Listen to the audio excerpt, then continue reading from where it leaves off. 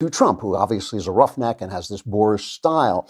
But I think the true narrative is exactly the opposite of that. I think that the Bushes had a very graceful funeral in which they included President Trump. President Trump behaved very well. And in doing that, it isolated the only group of people in the country who cannot put their rage and bile away for even a single day, namely the media. They could not stop talking about Donald Trump and comparing anything that anybody said good about George H.W. Bush to Donald Trump. One of my favorites came from MSNBC, and I try not to pick on MSNBC because they're an openly liberal thing, but this was just so interesting because he just couldn't help himself. This is Peter Baker at MSNBC.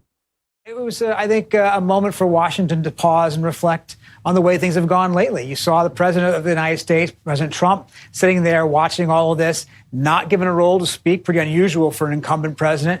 At times seemed to be a little defiant. He held his arms up like this, as if he wasn't quite happy with what he was hearing, but otherwise kept quiet, decided not to make any remarks to spoil the occasion. So, it was a coming together for Washington, I think. So President Trump he's reading his mind, first of all. He's reading his body language, and he says he kept quiet and didn't make any remarks to spoil the occasion. But you know who didn't do that? You. It's the media that just couldn't do it. It could not leave him alone. And the other guy was John Avlon, who is at CNN, and he was a speechwriter. And here's the thing. There was, of course, you go to a funeral of a man, and they're going to talk about his good qualities, right, as we said. And they're going to talk about also the fact with this man that he was graceful and dignified and all this stuff.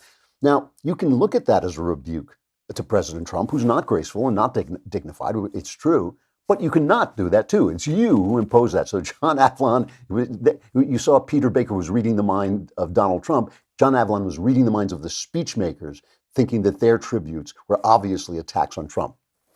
The clips that we just played from Meacham and Mulrooney were not an accident. That was a implicit diss at the current president. And that's just, and it's because the contrast between the two men. And you make choices when you write speeches. And when you all of a sudden talk about all the leaders of the world understood they were dealing with a true gentleman, that's one thing this president has rarely been accused of. And I'll also say, I don't think you want to give out too many medals for not screwing up a presidential funeral. The president was on best behavior this week, but that's a fairly low bar. Oh boy, oh boy, oh boy. When you read somebody else's mind, you're usually reading your own mind. And so that's what you got from Avlon there. It's just this insult. We're not going to give him any medals for. Let me ask you this.